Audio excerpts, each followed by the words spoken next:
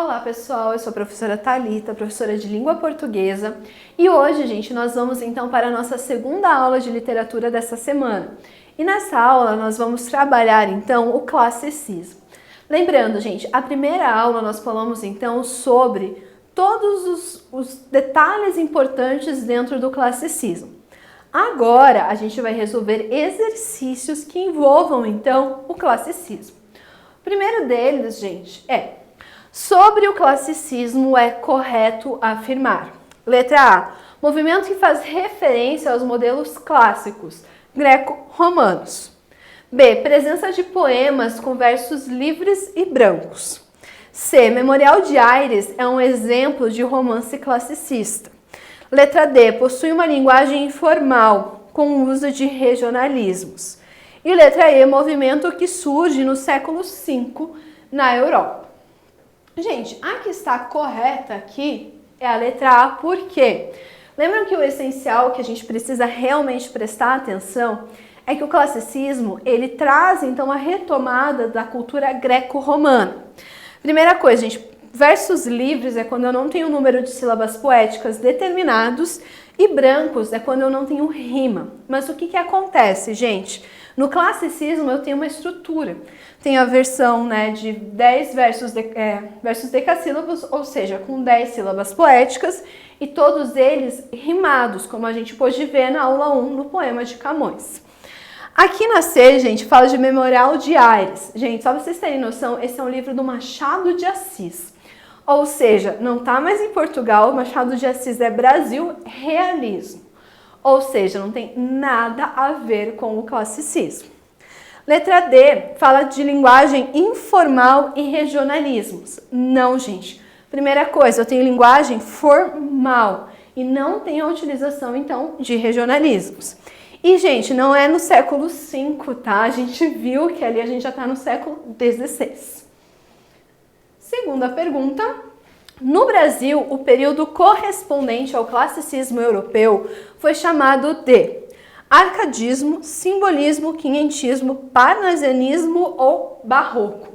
Ou seja, lá na Europa ele recebe esse nome. Aqui no Brasil, gente, ele é chamado de quinhentismo. A gente vai ver futuramente, mas quinhentismo recebe esse nome porque ele aconteceu no ano de 1500. Então, por isso, lembrando, gente, o classicismo acontece na Europa. Aqui no Brasil a gente tem o quinhentismo, tá? E eles vão acontecer quase que ao mesmo tempo. Terceira pergunta. Um dos maiores autores de língua portuguesa, Luís Vaz de Camões, escreveu obras no período classicista. Uma delas que se destaca é: letra A, Odisseia, B, Eneida, C, A Guerra de Troia, D, Os Lusíadas ou E, Dom Quixote.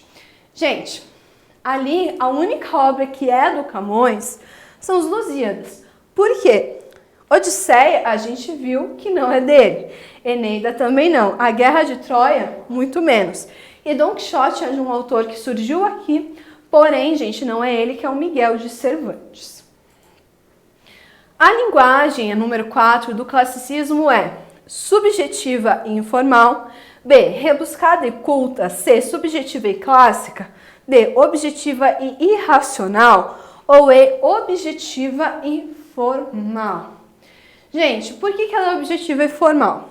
Vamos pegar primeiro aqui a parte de subjetiva. Subjetiva, gente, é quando eu trago os meus sentimentos. Ali não, eles são totalmente objetivos porque eles usam a razão. Então, quando eu uso a razão, eu sou objetivo. Se eu uso a emoção, eu sou subjetivo. Linguagem informal é a nossa linguagem do dia a dia. A culta, gente, já é uma linguagem mais rebuscada. Então, culta e rebuscada é a mesma coisa, são sinônimos. Clássica, gente, linguagem clássica é se ele escrevesse em grego ou em latim. Irracional é quando foge da razão, ou seja, a única que poderia ser é a letra E. A número 5, nós temos ali Miguel de Cervantes, um dos autores de grande destaque na literatura classicista espanhola, escreveu Dom Quixote de La Mancha. Essa obra faz uma sátira ao gênero. Gente, vamos lembrar aqui, o que são novelas de cavalaria? é a parte da prosa do trovadorismo. A gente não chega a tocar nesse assunto porque pouco se sabe sobre essas novelas de cavalaria, mas elas são divididas em ciclos. Então a gente tem o ciclo do Rei Arthur, o ciclo português, ou seja, são novelas que vão falar sobre as aventuras dos cavaleiros. Cavaleiros esses que estão participando do movimento das cruzadas, tá? Então só tomem cuidado com esse detalhe. Aí nós temos ali, assinale a alternativa incorreta em relação aos Lusíadas de Luís Vaz de Camões.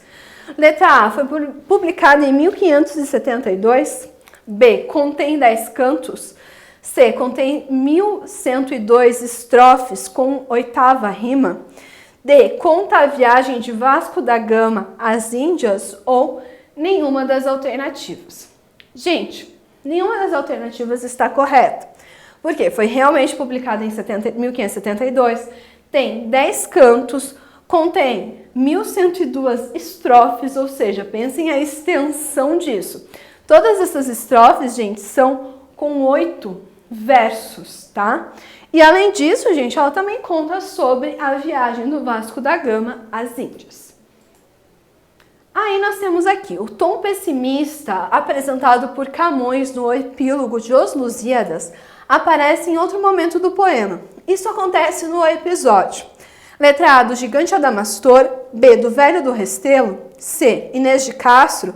D, Os 12 da Inglaterra. Ou E, do Concílio dos Deuses.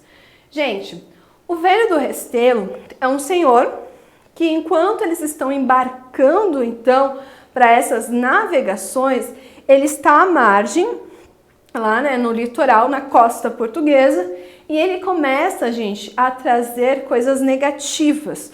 Ah, isso daí vai dar merda, isso daí vai acabar com Portugal. Ou seja, ele é uma pessoa que tem uma visão bastante negativa, então, das grandes navegações. Algumas pessoas falam que ele seria uma representação, então, de Camões.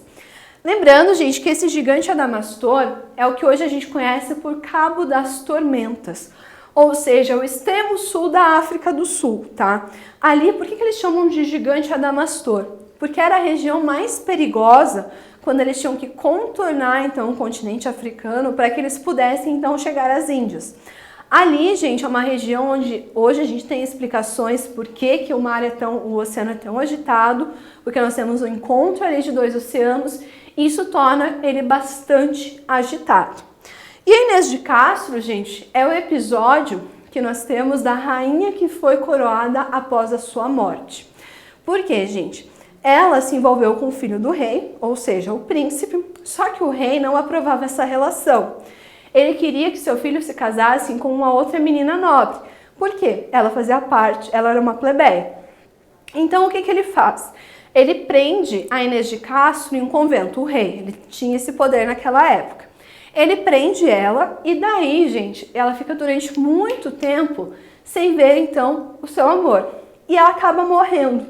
Sabendo disso, o príncipe, que já era rei, ele pegou, se casou com ela e fez com que toda a população do seu reinado beijasse a mão da rainha, mesmo sendo somente um corpo.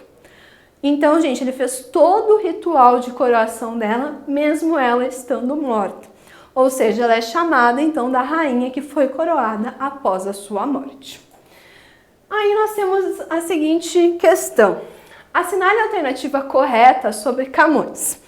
Letra A. Além de usar metros mais populares, utilizou-se da medida nova, especialmente nas redondilhas que recriam, poeticamente, um quadro harmônico da vida e do mundo.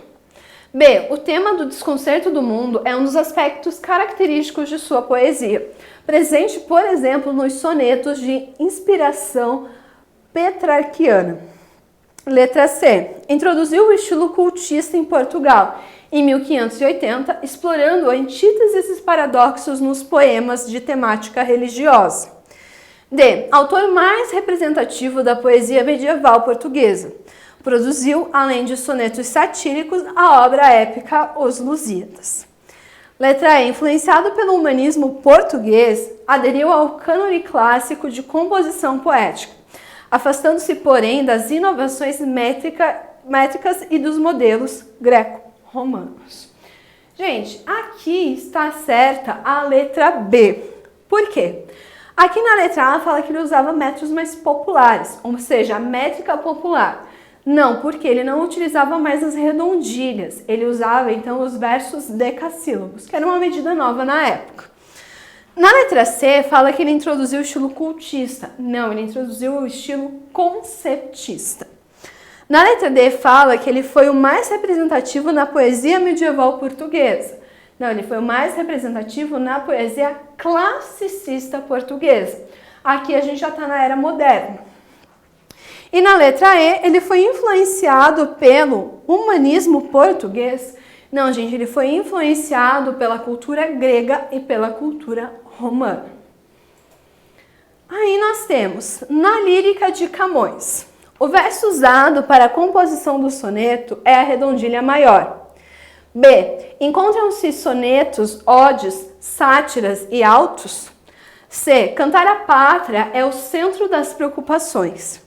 D. Encontra-se uma fonte de inspiração de muitos poetas brasileiros do século XX. E E. A mulher é vista em seus aspectos físicos, despojada de espiritualidade. Aqui, gente, a correta é a letra D. Por quê?